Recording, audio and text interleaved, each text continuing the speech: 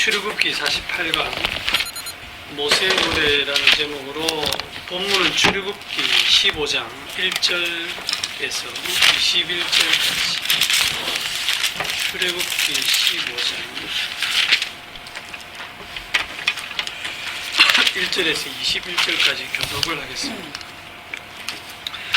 이때에 모세와 이스라엘 자손이 이 노래로 여호와께 노래하니 일렀으되 내가 여호와를 찬송하리니 그는 높고 영화로우시며 말과 그 탄자를 바다에 던지셨음이로다.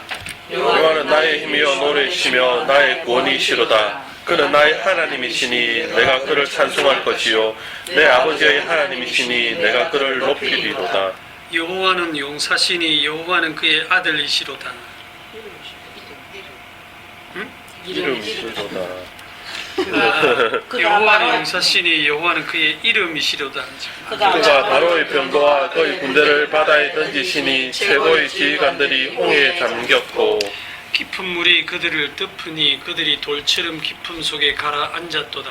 여호와여 주의 오른손의 권능으로 영광을 나타내시나이다. 여호와여 주의 오른손이 원수를 부수시니이다. 주께서 주의 큰 위엄으로 주를 끄는 자를 엎으시니이다. 주께서 진노를 바라시니 그 진노가 그들을 지푸라기같이 살아나이다. 주의 콧김이 물이 쌓이되 파도가 언덕같이 덮고 큰 물이 바다 가운데 엉키나이다. 원수가 말하기를 내가 뒤쫓아 따라잡아 탈취물을 나누리라. 내가 그들로 말미암아 내 욕망을 채우리라. 내가 내 칼을 빼리니 내 손이 그들을 멸하리라 하였으나 주께서 바람을 일으키심에 바다가 그들을 덮으니 그들이 거센 물에 납같이 잠겼나이다. 여호와여 신중에 주와 같은 자가 누구니까? 주와 같이 거룩함으로 영광스러우며 찬송하는 위엄이 있으며 기이한 일을 행하는 자가 누구니까? 주께서 오른손을 드신즉 땅이 그들을 삼켰나이다. 주의 인자하심으로 주께서 구속하신 백성을 인도하시되 주의 힘으로 그들을 주의 거룩한 처소에 들어가게 하시나이다. 여러 나라가 듣고 떨며 블레셋 주민이 두려움에 잡히며 에돔 두령들이 놀라고 모압 영웅이 떨림에 잡히며 가나안 주민이 다 낙담하나이다. 놀람과 두려움이 그들에게 임함에 주의 팔이 낌으로 그들이 돌같이 침묵하였사오니 여호와여 주의 백성이 통과하기까지 곧 주께서 사신 백성이 통과하기까지 하였나이다. 주께서 백성을 인도하사 그들을 주의 기업의 산에 심으리이다. 여호와여 이는 주의 처소를 삼으시려고 예비하신 것이라. 주여 이것이 주의 손으로 세우신 성소로소이다. 여호와께서 영원토록 다스리시도다. 바로의 말과 병거와 마병이 함께 바다에 들어가며 여호와께서 바닷물을 그들 위에 되돌려 흐르게 하셨으나 이스라엘 자손은 바다 가운데서 마른 땅으로 지나간지라. 아론이 누이 선지자 미리암이 손에 소고를 잡으며 모든 여인도 그를 따라 나오며 소고를 잡고 춤추니 같이 미리암이 미리암이 그들에게 화답하여 이르되 너희는 여호와를 찬송하라. 그는 높고 영화로우시며 말과 그 탄자를 바다에 던지셨음이로다 하였더라. 인정을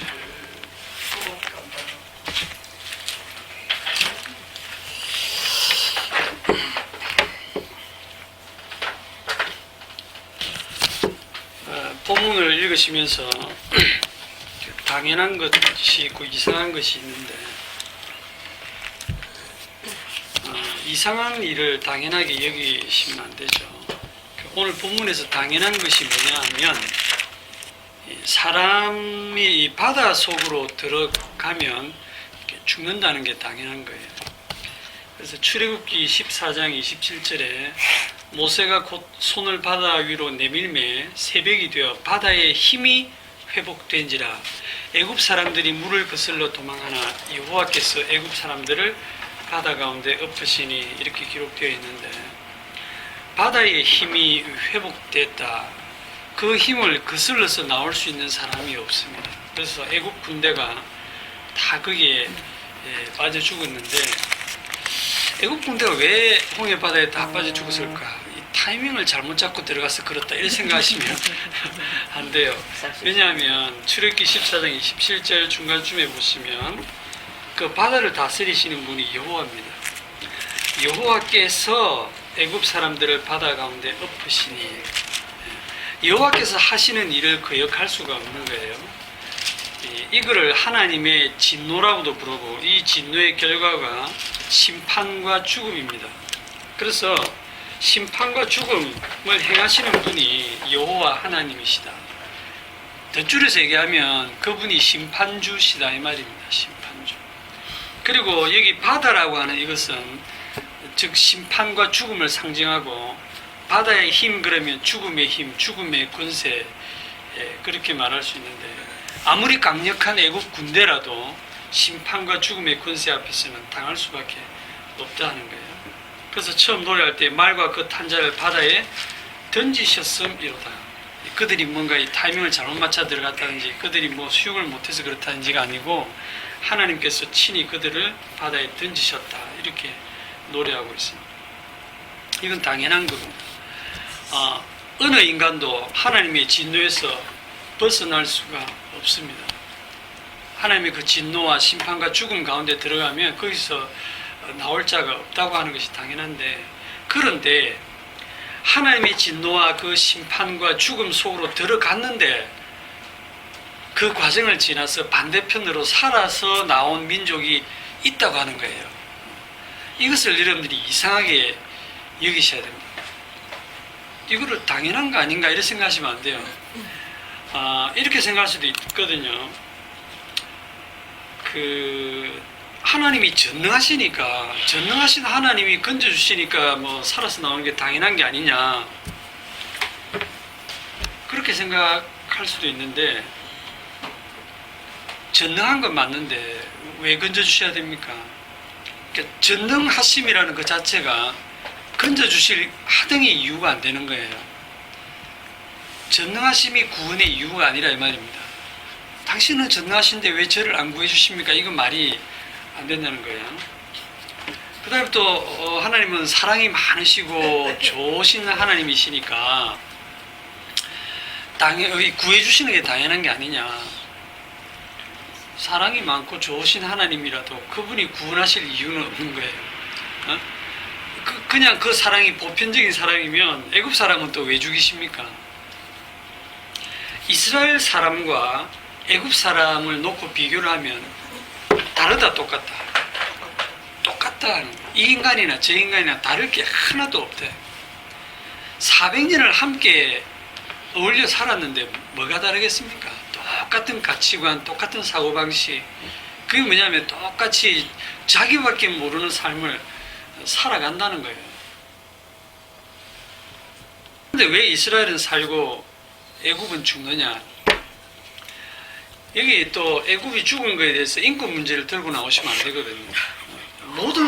모든 사람의 생명은 존엄하고 귀한 것인데, 잘 보면 애국 군대에 나온 그 군인들 하나하나를 이렇게 살펴보면 다 누군가의 아들이고 누군가의 아버지고 누군가의 형제잖아요. 그들이 뭐 딱히 이스라엘 사람보다 못돼가지고 그들을 하나도 남김없이 홍해 바다에 다 수상시킵니까? 그냥 이스라엘과 애굽을 떼내려고 하면 바닷물에 들어오려고 할 때 하나님이 탁 막아버리면 되잖아. 너희는 그냥 애굽에서 살아 하고 이렇게 살려보내는 그런 인자하심을 좀 드러내시면 안 됩니까? 어찌 보면 하나님이 유인하셨잖아요. 딱 따라 들어올 때까지 기다리고 바다를 갈라놓고 마른 땅을 해가지고 사람이 이스라엘이 지나가는데도 물이 안 잠기고 안 닫히고 있으니까 따라 들어간 거예요. 다 따라 들어오게. 하나님께서 그렇게 좀 잔인하게 유인을 해서 하나도 빠짐없이 다 물에 수장을 시켰어요. 그런 걸 보면 이제 어떤 사람들은, 어떤 신학자들은 하나님, 사랑의 하나님이 나중에 그 가나안 땅 점령하는 것도 마찬가지잖아요. 완전히 어린아이까지 다 진멸하는 그 전쟁을 벌이실 때 정말 구약의 하나님은 잔인하다. 그게 이제 보편적인 어떤 인간에 대한 그런 사랑에서 그런 생각을 하는데, 그게 이제 성경도 하나님도 전혀 모르는 무지에서 나오는 말입니다. 그 사람들은 하나님보다 더 착한 사람들이에요. 자, 6월절 밤에도 장자들을 다 죽였는데 이제는 그 따라 나온 그 이스라엘 애굽의 군대까지 바다에서 다 죽여버리시는데, 왜 이렇게 하나님이 진노하시고 이들을 하나도 남김없이 다 죽이시느냐? 그 이유가 뭐냐? 9절에 보시면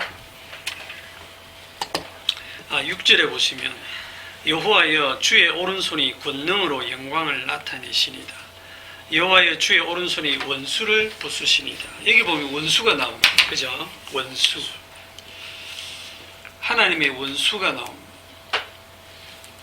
원수를 부수시는 것으로 나옵니다. 주께서 주의 큰 위엄으로 7절 주를 거스르는 자를 엎으시니이다. 주께서 진노를 발하시니 그 진노가 그들을 지푸라기 같이 사르니이다.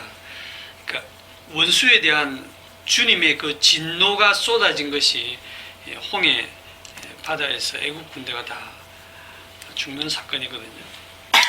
누가 주님의 원수입니까?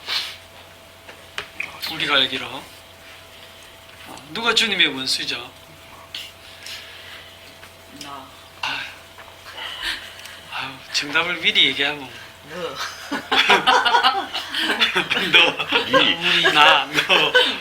나 빼고 다 너. 주님의 원수가 사탄 마귀다, 그죠?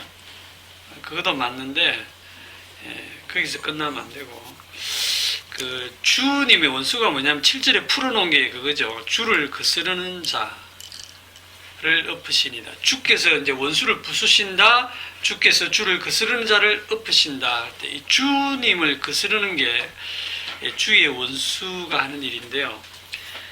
이 와중에 나는 절대 주님을 거스르지 않습니다. 이렇게 하시면 안 돼요. 이럴 수 있거든요. 나는 주님을 믿으니까 나는 무조건 주님 편이야. 위에 계신 이가 웃으십니다. 신앙 고백을 잘한 베드로를 한번 보세요. 자기 딴에는 주님의 편 들어가지고 주님이 죽으시면 안 되죠 하고 멱살 잡고 말렸는데, 그의 그 진심 어린 자기 딴에 주님을 위한 그 행동이 마귀짓이라는 겁니다. 그게 주님의 주 되시기 위해서는 십자가를 지셔야 되는데, 그 십자가를 못 지게 하는 그 일이 주님의 주 되심을 거스르는 마귀짓을, 사탄짓을, 원수짓을 한 거예요. 그 베드로가 우리들 대표입니다. 그 베드로가 우리거든요. 그리고 다 도망가고 다 부인하고 뭐 그랬던 십자가 앞에서 그들은 결국은 다 고개를 저으면서 욕을 하고 다 부인하고 돌아서버렸는데, 그게 우리들 모습이에요. 뭐 3년간 주님을 따라다니고 말씀 듣고 배우고 소용없어요. 자, 원수가 주님을 거스른다 하는 걸 또 더 풀어보면 9절에 원수가 말하기를 내가 뒤쫓아 따라잡아 탈취물을 나누리라. 내가 그들로 말미암아 내 욕망을 채우리라. 내가 내 칼을 빼리니 내 손이 그들을 멸하리라 하였으나. 여기 원수의 속성이 나오죠. 뭡니까? 내가 합니다. 내가 뒤쫓아 따라잡아 탈취물을 나누리라. 내가 그들로 말미암아 내 욕망을 채우리라.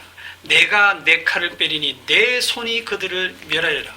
모든 건 내 손으로 다 한다. 내 욕망 내가 채우고, 내가 내 칼을 빼서 그들을 죽이고 탈취물을 뺏고 내 손이 그들을 멸한다. 여기서 그들이 누구냐면 주께서 택한 백성이죠. 신약적으로 얘기하면 주의 몸된 교회입니다. 주님입니다.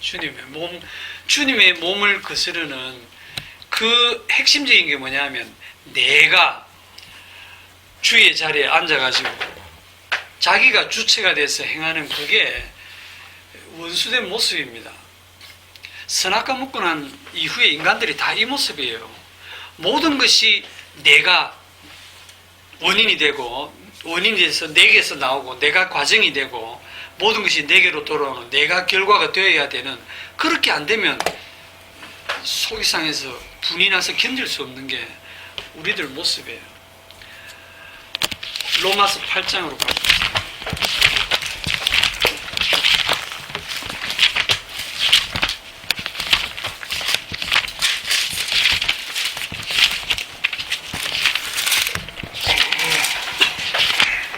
로마서 8장의 7절. 뭐가 하나님의 원수가 되는가? 로마서 8장 7절. 육신의 생각은 하나님과 원수가 되나니 이는 하나님의 법에 굴복하지 아니할 뿐 아니라 할 수도 없습니다. 육신에 있는 자들은 하나님을 기쁘시게 할 수 없느니라. 여기 보면 육신의 생각이 즉 하나님과 원수가 된다. 육신의 생각, 육신에 있는 자, 그게 뭘까? 라고 물으면 우리는 또 곧장 육신 하면서 이 단어에 매이기 쉽거든요. 이 육신에 대한 설명이 그 위에 절에 다 나오거든요. 자, 로마서 8장 1절부터 봅니다. 8장 1절부터 7장까지는 사도 바울이 자기가 원하는 대로 선을 행하지 못하고 항상 악이 자기를 이겨서 계속 자기가 죄의 법 아래에 갇혀 있는 것을 보고 오호라 나는 공고한 사람이로다. 이 사망의 몸에서 누가 나를 건져내랴. 술은 왜 자꾸 내를 땡기나 뭐 이런 내가 이 게임을 그만하고 싶은데 왜 이걸 못 벗어나나 그런 거 하나 예를 들 수 있겠죠. 우리 주 예수 그리스도로 말미암아 하나님께 감사하리로다. 그런즉 내 자신이 마음으로는 하나님의 법을 육신으로는 죄의 법을 섬기노라. 8장 그러므로 이제 그리스도 예수 안에 있는 자에게는 결코 정죄함이 없나니 이는 그리스도 예수 안에 있는 생명의 성령의 법이 죄와 사망의 법에서 너를 해방하였습니다.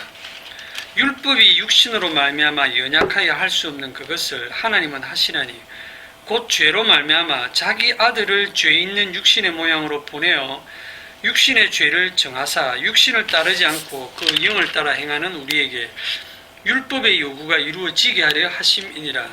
육신을 따르는 자는 육신의 일을, 영을 따르는 자는 영의 일을 생각하나니 육신의 생각은 사망이요 영의 생각은 생명과 평안이니라. 율법의 요구라고 하는 것은 율법을 완벽하게 지켜내어서 하나님께 사랑받고 심판받지 않는 그거거든요. 율법을 완전히 지켜내는 건데 그게 우리 육신으로 그 율법을 완전하게 지켜낼 인간이 없지요. 없어요. 그 육신의 생각이 뭐냐면 막 보통 육신의 생각하면 막 음란한 생각을 하고 뭐 이게 어떤 욕망을 가지고 뭐 이런 걸 생각할 수 있는데 여기서 말하는 육신의 생각이라는 것은 내 몸으로 하나님의 법을 잘 지켜서 하나님께 의로워지려고 하는 아주 기특한 생각을 육신의 생각이라고 합니다. 즉 내 스스로 이 정죄에서 벗어나기 위해서 그 정죄하지 않는 게 그리스도 안에서 정죄함을 안 받는데 내가 내 스스로 그 하나님의 정죄에서 벗어나기 위해서 어릴 적부터 끊임없이 그 율법을 철저하게 지켜내서 율법으로 의롭게 되겠다는 그 생각, 그게 육신의 생각이고 그렇게 해서 율법 행위로 의롭게 되려는 자를 뭐라고 하느냐? 육신에 있는 자들 이렇게 부릅니다. 그 육신에 있는 자들은 하나님을 기쁘시게 할 수 없는. 그래서 이런 사람들이 실제로 사는 모습을 보면 우리가 어떻게 판단할 수 있냐면 정말 저 사람 믿음 좋다 그런 사람이에요. 옛날에 우리 교회 다닐 때 야, 저 사람이 천국 안 가면 누가 가겠는데 예수는 저래 믿어야 돼 할 정도로 정말 열심히 특심하고 그냥 매일 교회 살아. 신앙밖에 몰라. 그 입에서는 예수밖에 안 나와요.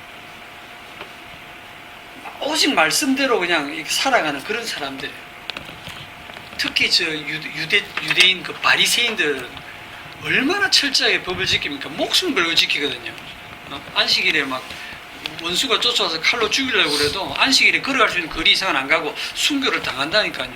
그 믿음, 그 숭배하는 그 믿음, 그걸 보고 야, 저 사람 정말 믿음 좋다. 진짜 하나님이 저런 믿음을 기뻐하시겠다라고 하는데 육신에 있는 자들은 하나님이 기뻐하시지 않는다. 하나님이 기뻐하시는 것은 자기 아들의 희생만 기뻐합니다. 그걸 아셔야 돼요.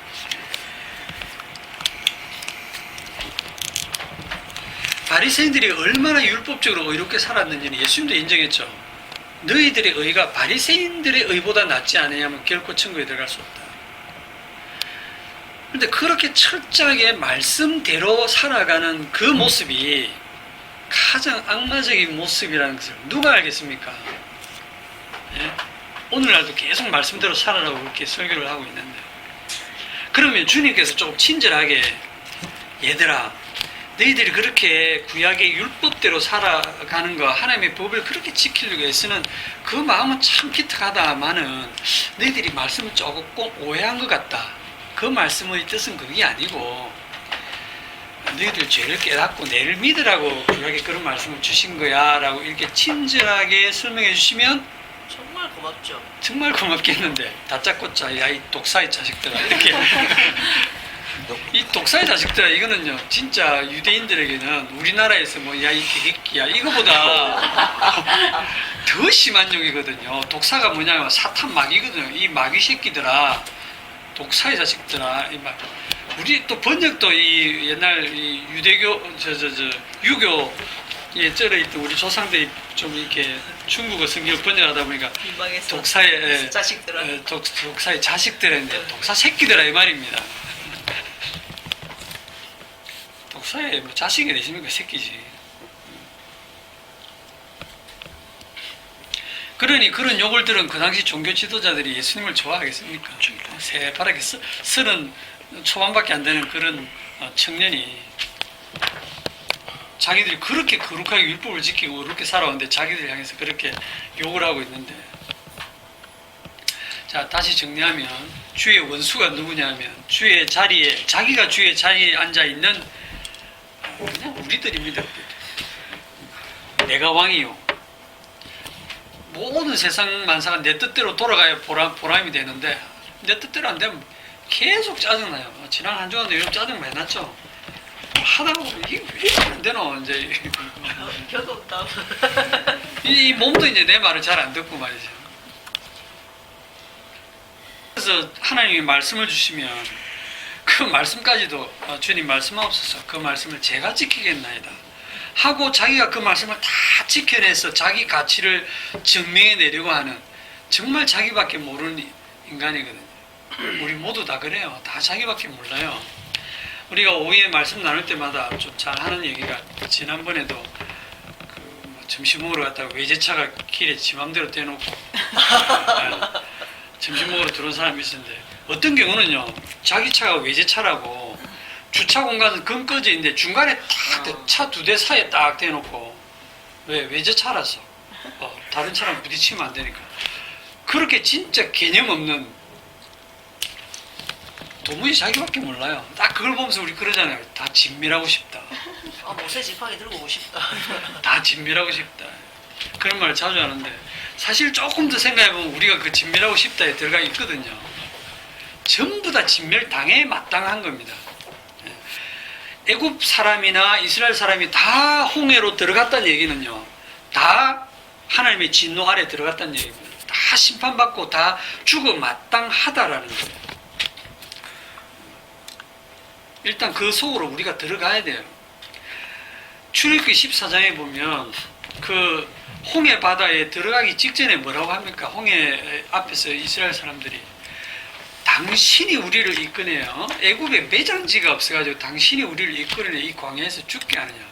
당신이 우리를 애굽에서 이끌어내요. 우리를 어찌 이같이 하느냐. 이렇게 막 원망을 했잖아요. 이렇게 하는 이스라엘 사람 보고 모세가 어떤 기분이 들겠습니까? 다 진밀하고 싶다 이런 말 안 되겠, 마음 안 들겠어요.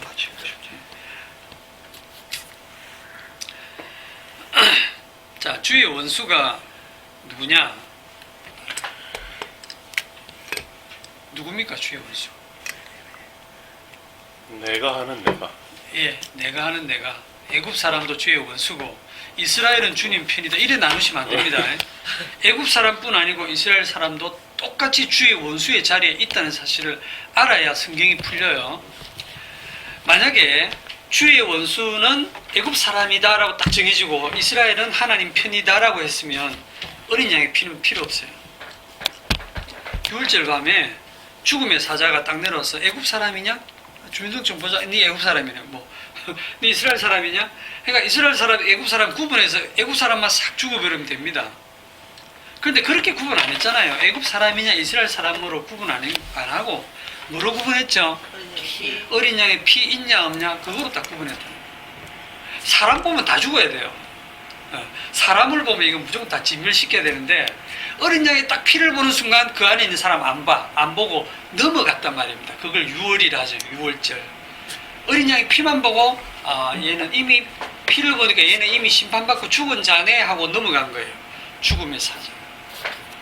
그래서 어린 양의 피로 구별이 된다 라고 했을 때 우리는 이제 이 이스라엘 백성들이 왜 이 심판과 죽음과 하나님의 진노를 벗어나서 반대편으로 살아나오는가 하는 것이 이해가 되는 겁니다.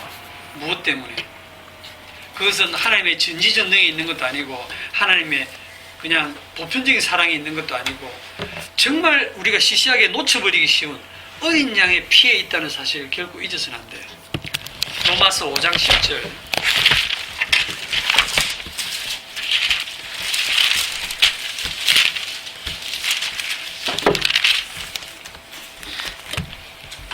다 같이 시작.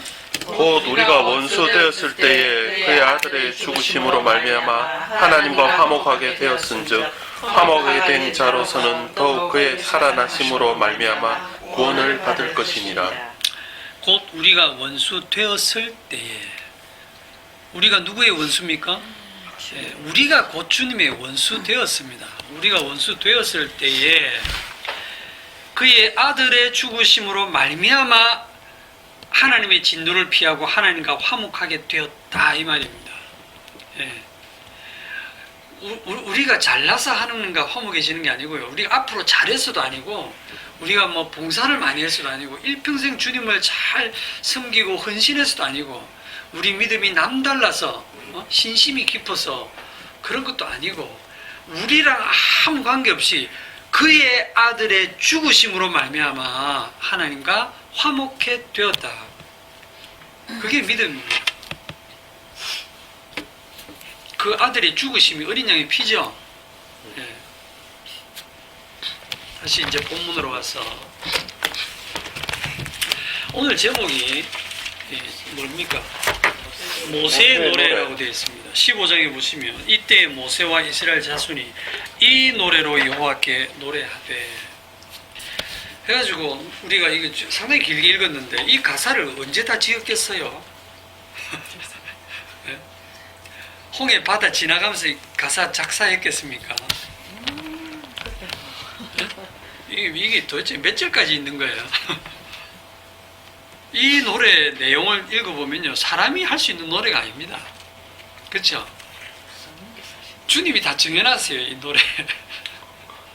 그렇죠? 주님이 이 성령으로 감동해서 모세가 노래하고 있으니까 이걸 모세도 정신없이 그냥 이 노래가 막 나오는 겁니다. 이 단어들이 막 나오는 거예요. 계시가 막 쏟아져 나오는 겁니다. 성령께서 다 주시는 노래입니다. 이게 뭐 사람이 생각해가지고 주님을 위해서 만들어낸 작사한 곡이 아니잖아요. 이 노래는 홍해를 건너기 전에 부르는 노래가 아닙니다. 그렇죠? 홍해를 건너기 전에는 그들은 뭐 살려달라고 부르짖고 꼼짝 못하는 그 절망 속에서 죽음에 대한 두려움 속에서 원망과 부르짖음밖에 없었습니다. 그때는 하나님의 구원이 뭔가를 사실 몰랐어요. 그런데 홍해를 건너는 그 경험을 통해서 뭐를 알게 됐냐면 하나님이 홀로 행하신다 구원을. 야, 우리가 한 짓은 우리는 두려워하고 원망하고 왜 데리고 나왔냐고 울고 불고 대들고 그랬을 뿐인데 주님 홀로 우리를 이 놀라운 일을 통해서 건져내셨다 하는 사실을 비로소 알고 이들이 찬양을 하는 겁니다. 정말 하나님의 그 구원은 예상치 못한 이 일을 주님의 구원하심을 통해서 이거를 이제 성경에서는 에베소 3장 9절에 보면 영원부터 만물을 창조하신 하나님 속에 감추어졌던 비밀의 경륜이 어떠한 것을 드러내게 하려 하심이라 그랬는데 이 하나님 속에 감추어져 있던 이 창세전부터 그 비밀이 뭐냐면 그리스도거든요. 우리를 구원하시되 우리의 행위가 아니라 따로 그리스도의 죽으심으로 말미암아 우리를 구원하신다고 하는 그 그리스도의 비밀이 여기에도 숨겨져 있고 그것을 지금 노래하는 겁니다. 주께서 주의 오른손으로 원수를 부수신다 할 때 이 주의 오른손이 누구냐 하면 주님이죠. 주님. 주의 오른손. 예. 십자가에 죽으신 그분을 높이 드셔서 주의 오른편에 앉히셨잖아요. 주님이 되셨잖아요. 그분이 원수를 부수시는 거예요. 너는 그의 발꿈치를 상하게 하고 그는 너의 머리를 깨뜨리고 하는 창세기 3장 15절에 그 예언하고 전부 연결이 되는 겁니다. 이 노래를 제가 모세의 노래라고 딱 제목을 정한 것은 이스라엘이 다 모세 안에 속해 있기 때문에 그래요. 그래서 고린도전서 10장에 보시면 고린도전서 10장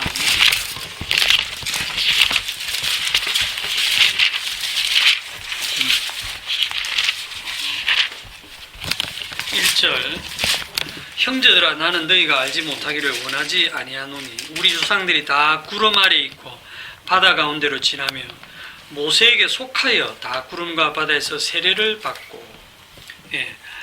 이 이스라엘 백성들 하나하나는 개파입니다.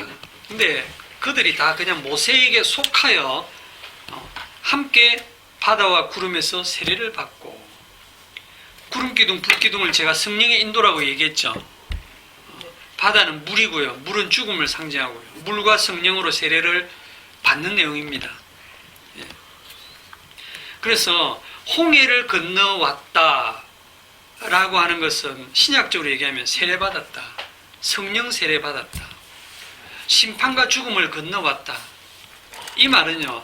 안 죽었다는 게 아니고요. 또 죽음을 피했다 이런 뜻도 아니고 죽었는데 죽음 속에 들어가서 장사 지낸 바 되었는데 다시 그리스도와 함께 살아났다 그 말입니다. 그래서 홍해 바다를 들어가기 전과 홍해를 건너오고 난 후 그 사람은 달라졌다. 옛 사람, 홍해를 건너기 전은 옛 사람, 홍해를 건너고 난 후는 새 사람이에요. 완전히 새로운 삶이 시작이 되는 겁니다. 로마서 6장 3절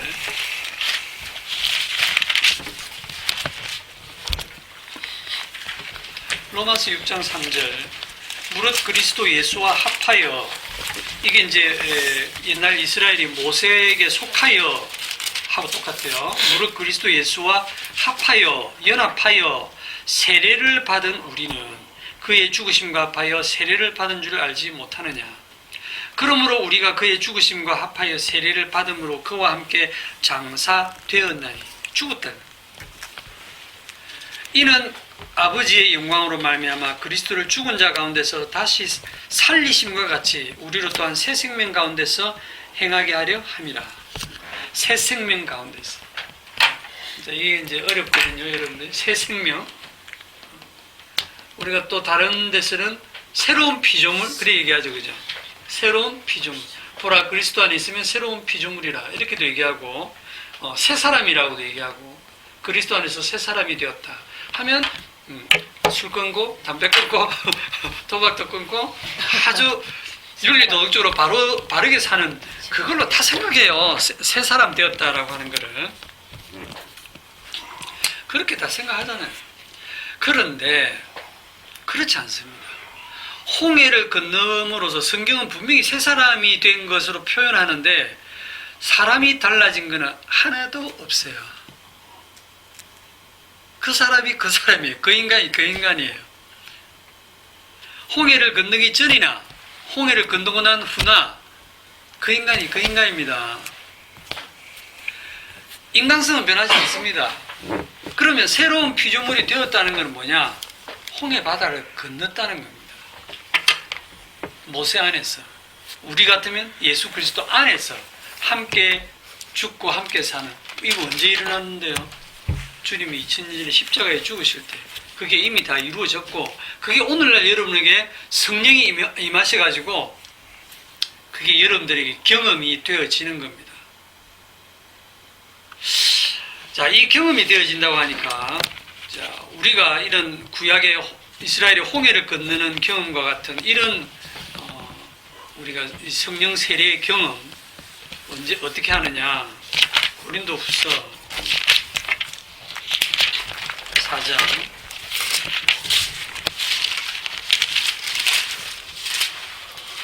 4장 3절.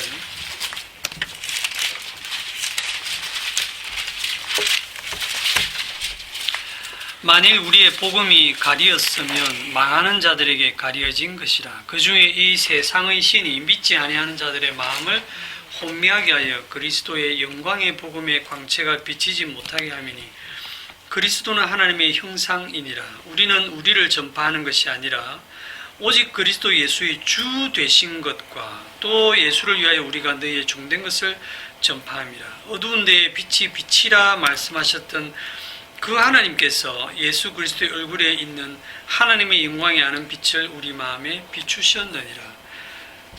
창세기 1장에 하나님이 천지를 창조하실 때에 그 어둠 가운데 빛이 있으라 하셨던 그 말씀으로 빛이 나오죠. 빛이 창조되어집니다. 어둠에서. 마찬가지로 우리 어둠 가운데 있던 우리에게 복음의 광채가 비치는 거예요.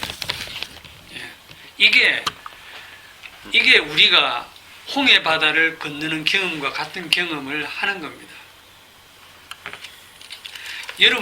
저와 여러분이 인생을 살다가 어느 순간에 그렇게 오랫동안 복음을 들어왔는데 깨닫지 못하다가 어느 순간 십자가 복음을 어느 순간 깨달아요.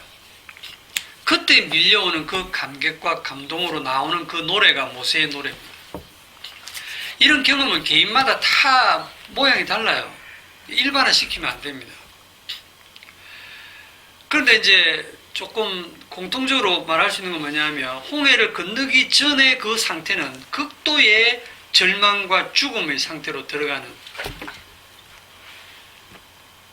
그거는 사람마다 다 다르죠. 여러분 인생 살다 보면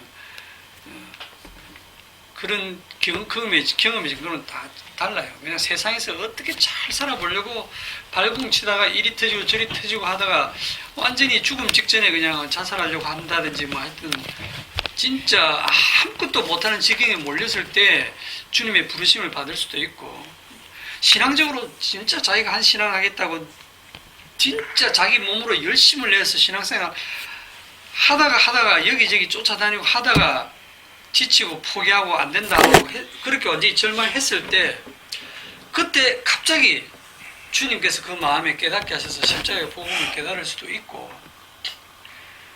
인생의 가장 밑바닥까지 떨어져서 내가 완전히 무력하면 내가 정말 나는 아무것도 할 수 없고 나는 아무것도 아니구나 하는 것을 깨닫는 상황까지 밀어 넣으세요, 주님. 그런데 그 순간에 주의 영이 임하셔가지고 그 일을 다 하시는데, 그 경험을 하는 순간에 그 순간 세상과 나는 간 곳이 없고 오직 주님 홀로 다 이루신 십자가만 보이고 그 주님만으로 기쁨과 만족이 되는 그 순간, 그런 경험들이 다 한 번씩은 있으시죠. 그 강도는 다르지만, 그래서 뭐 소고를 잡고 따라 나와서 춤추는 사람이 있는가 하면 그냥 앉아서 박수 치는 사람도 있을 거고, 그냥 박수 치는 것도 아니고 그냥 너무 감격해서 눈물만 흐르는 사람도 있을 거고, 그냥 좀 무뚝뚝한 사람도 있을 수 있고 그래요. 성도는 다 이 모세의 노래를 그래도 부르는 자리에 지금 다 와 있는 겁니다. 그 사람들의 이 감정적인 반응은 다 다를 수 있어요. 그런데 이것은 너무나 세상 현실과는 맞지 않기 때문에 이것을 마치 뭐라고 표현하냐면 꿈꾸는 것과 같아요. 꿈꾸는 것 같다. 시편 126편 126편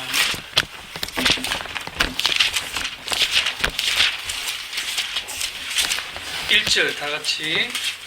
여호와께서 시온의 포로를 돌려 보내실 때에 우리는 꿈꾸는 것 같았도다. 네, 여호와께서 시온의 포로를 돌려 보내실 때에 우리는 얼마나 좋은지 꿈꾸는 것 같았다. 그때 우리의 입에는 웃음이 가득하고 우리 혀에는 찬양이 찼었도다. 그때는요, 자기 자신을 잊어버려요.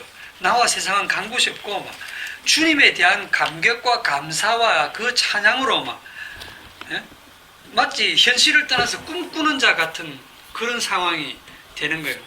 이게 지금 나라가 멸망하고 바벨론 포로로 끌려가서 70년 포로 생활하고 돌아올 때에 자기들은 다 다시 돌아갈 거라는 건 상상도 못했는데 주님이 포로를 돌리신단 말입니다. 고레스 왕을 통해서, 그죠? 그때 돌아올 때 이게 정말 꿈이냐 생시냐, 어떻게 이런 일이 일어날 수 있지? 세상에 어떤 나라가 망하고 포로로 끌고 가서 70년이나 같이 사는데 어떤 왕이 갑자기 너희들 고국으로 다시 돌아가라고 돌려보내고 나라를 세우게 해줍니까? 성전을 건축하게 해주고. 있을 수 없는 일이잖아요. 그걸 주님이 하시는 거거든요. 여호와께서 포로를 돌리실 때 우리는 꿈꾸는 것 같았도다. 여러분들 인생에서 주님을 만날 때, 주님의 십자가를 깨달았을 때 마치 꿈꾸는 것 같았다는 거죠. 그 순간 그 감격이. 그에게는 어떤 사람은 그렇게 표현하죠. 내가 주님을 그렇게 십자가 복음을 깨달아 아는 순간 세상이 달라 보였다. 그에게는 새 하늘과 새 땅이 열린 거예요. 그런데 문제는 그 꿈이 오래 안 간다는 거. 이게 오늘 핵심인데. 꿈은 꿈이라는 거. 그 꿈이 오래 안 간다는 거예요. 이 복음의 광채가 비추어져서 우리가 느끼는 우리 입에 웃음이 가득하고 우리 입에 찬양이 가득한 그게 계속 지속되면 좋겠는데 그게 한순간이라는 겁니다. 그게 몇 분 또는 몇 시간, 길면 한 시간, 한 주, 뭐 하루, 한 주를 갈 수도 있어요. 이스라엘 사람들은 한 사흘 갔어요. 네. 이스라엘은 한 사흘 갔어요. 사흘길쯤 광야로 딱 가니까 꿈이 확 깹니다. 이건 꿈이었어. 확 깨네. 네. 꿈이었고. 네, 꿈이었다고 이 노래 뭐 조용필로 한번 해야 되거든요. 현실은 마실 물도 없고 먹을 양식도 없는 광야에 방황하고 있는 자신들의 그 혹독한 현실에 이제 눈이 뜬 겁니다. 우리 뭐 한 거지? 예. 무슨 일을 겪은 거지? 그래서 그 현실을 깨달았을 때 꿈은 사라지고 그전과 똑같은 원망이 터져 나옵니다. 모세에게 원망하여 이르되 우리가 무엇을 마실까?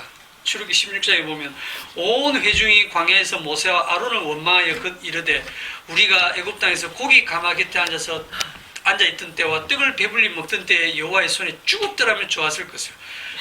내가 예수 그리 잘 믿었을 때 내가 그냥 확 죽었으면 좋았을 것을. 왜 아직까지 살아서 이 고생을 하고 있을까? 때깔 좋을 때 죽을 걸. 네, 때깔 좋을 때 죽을 걸, 신앙 좋을 때 죽을 걸. 그때 그 시절, 그 좋았던 신앙 좋았던 시절 다 지나고 지금은 내가 이거는 예수를 믿는 사람인지 안 믿는 사람인지 그때 내가 그 십자가를 알고 그 감격에 그렇게 기뻤었는데 그 감격, 그 기쁨을 다시 재현하고 싶다 해가지고 홍해로 돌아가시면 안 돼요. 예, 홍해로 다시 저 비행 뚫러 가가지고 거기서 다시 홍해 바다 앞에서 갖고 애국 군대 전화해갖고 오락하고 그런 상황을 만들어서 하나님 홍해를 다시 옛날처럼 갈라주세요. 그 감격 경험하고 싶습니다. 그런 거 없습니다. 예, 딱 한 번 경험하십니다. 십자가의 그 복음을 깨닫는 경험, 그 세례는요 단 한 번 잠깐 경험합니다. 경험의 강도도 다 다르지만 그 거듭남의 경험은요 우리가 소유하는 게 아니고요. 한번 거듭나면 끝이. 여러분들이 육신적으로 한번 태어나면 되지. 태어나고 내가 태어난 거 맞나? 다시 태어나고 싶어. 이럴 수는 없는 거예요. 그냥 태어나서 사는 거지. 그래서 과거의 경험을 반복하려고 다시 뭐 옛날 그걸 느꼈던 기도원을 간다든지 그 옛날 그 목사님을 찾아간다든지 뭐 다시 그럴 필요는 없다. 자, 이 모세의 노래가 신약 성경에서는 어떻게 해석이 되는가? 요한계시록 15장을 보겠습니다.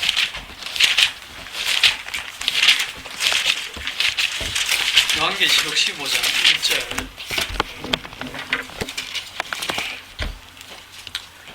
또 하늘에 크고 이상한 다른 이적을 보매 일곱 천사가 일곱 재앙을 가졌으니 곧 마지막 재앙이라 하나님의 진노가 이것으로 마치리로다. 성경 전체는요 하나님의 진노가 흐르고 있습니다. 하나님의 진노에서 구원을 받는다고 제가 말씀을 드렸죠. 2절에 또 내가 보니 불이 섞인 유리바다 같은 것이 있고 짐승과 그의 우상과 그의 이름의 수를 이기고 벗어난 자들이 유리바다 가에 서서 하나님의 금은고를 가지고 하나님의 종 모세의 노래 어린 양의 노래를 불러 이르되 주 하나님 곧 전능하신 이시여 하시는 일이 크고 놀라우시도다. 만국의 왕이시여 주의 길이 의롭고 참되시도다. 주여 누가 주의 이름을 두려워하지 아니하며 영화롭게 하지 아니하오리까. 오직 주만 거룩하시니이다. 주의 의로우신 일이 나타났음에 만국이 와서 주께 경배하리이다 하더라. 여기에 모세의 노래, 다른 말로는 어린 양의 노래가 나오죠. 모세의 노래의 주제는요, 어린 양의 노래입니다. 어린 양의 희생을 노래하는 거예요. 이게 이제 성경의 다른 부분에서는 새 노래, 그 앞에 14장에 보시면 14장 3절에 그들이 보좌 앞과 내 생물과 장로들 앞에서 새 노래를 부르니, 이게 신곡이 나왔다 이게 아니고 우리 성도들이 부를 그 새 노래가 뭐냐면 땅에서 속량함을 받은 14만 4천 바퀴는 능히 이 노래를 배울 자가 없습니다. 왜? 이런 경험을 우리들이 할 수 있는 게 아니고 성령이 임할 때 그 경험을 하는 거니까. 이 사람들은 여자와 더불어 더럽히지 아니하고 순결한 자라. 어린 양이 어디로 인도하든지 따라가지 아니하며 어디로 인도하든지 따라가는 자며 사람 가운데서 속량함을 받아 처음 익은 열매로 하나님과 어린 양에게 속한 자들이니 그 입에 거짓말이 없고 흠이 없는 자들이더라. 이 문자들이 또 막 매이죠. 이제는 좀 안 매이실 거야.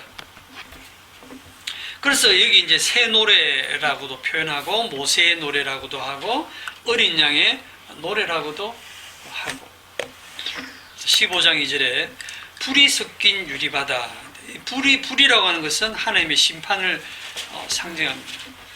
그러니까 불이 섞인 유리바다를 지나간다는 것은 살아서는 갈 수 없다는 거예요. 이 유리바다를 지나간다는 것은 죽어야 되는 거예요. 죽습니다. 우리도 육신적으로 다 죽습니다. 불신자나 신자나 안 죽고 뭐 그런 건 아니고 다 죽습니다.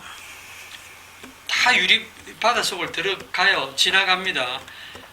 그런데 그 불이 섞인 유리바다의 그 하나님의 심판, 그 진노, 그 죽음을 벗어나서 유리바다 가에 서서 하나님의 그 문고를 가지고 하나님이 주신 그 노래로 노래하는 자들이 생긴 거예요.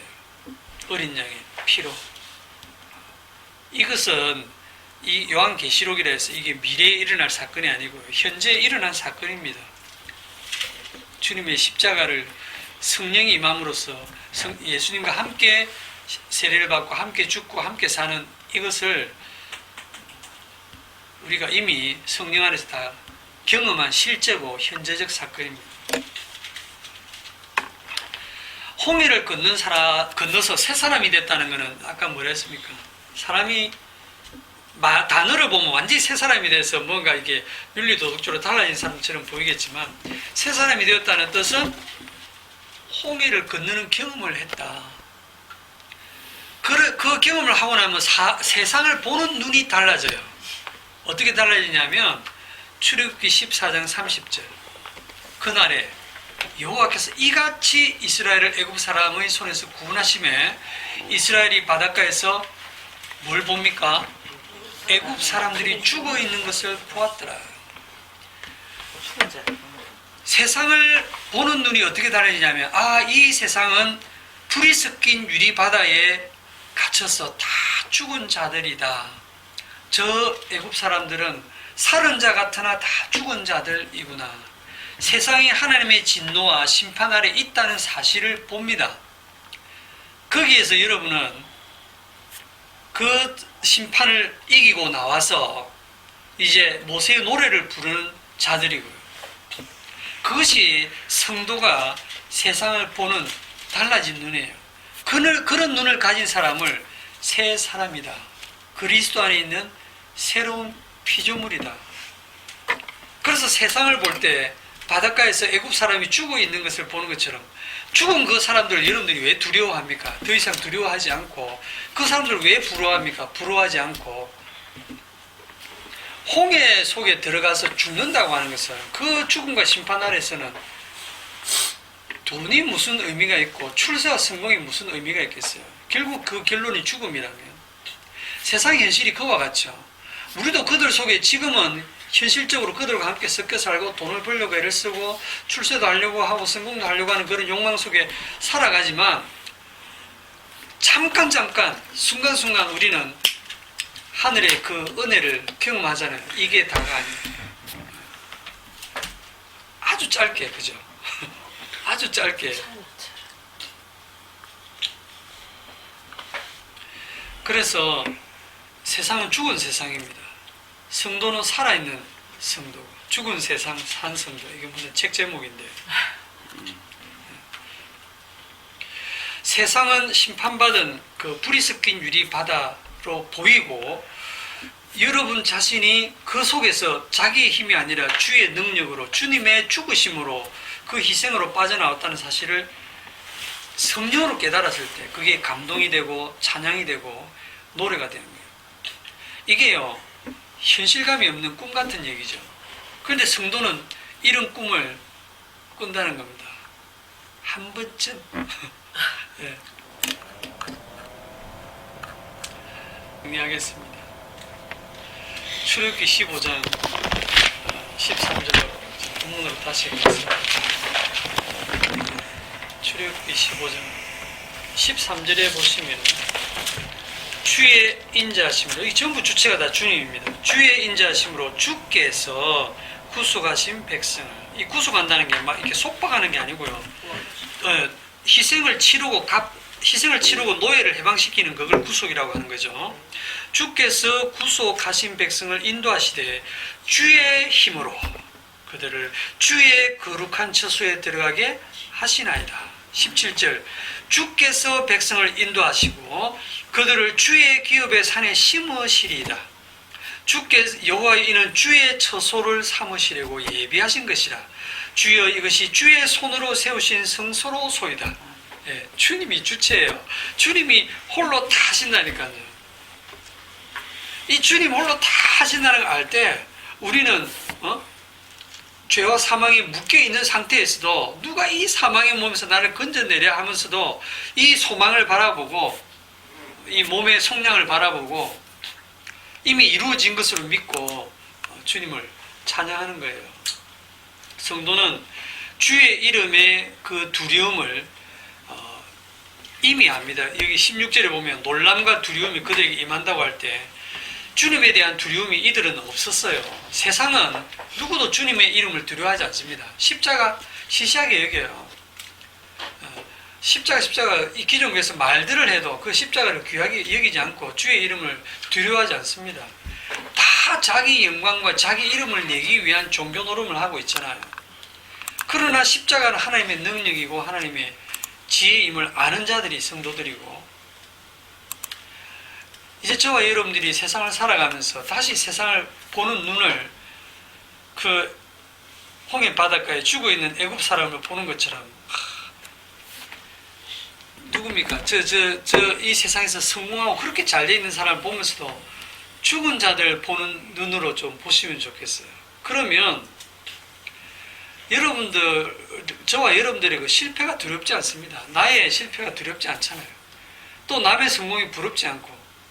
그래서 신자가 바라는 것은 다 하늘에 있는 것이고, 하나님 안에 그 우리의 생명이 감추어져 있고, 그분이 오실 때 우리의 생명도 그와 함께 진짜 생명이 나타난다고 하는 것을 아시고, 이 죽은 세상에 살아가고 있으면서도 세상은 살아있는 것 같아도 세상은 다 죽었고, 성도는 세상에 볼 때 죽은 자 같으나 진짜 살아있는 자임을 아시면서 살아가시길 바랍니다.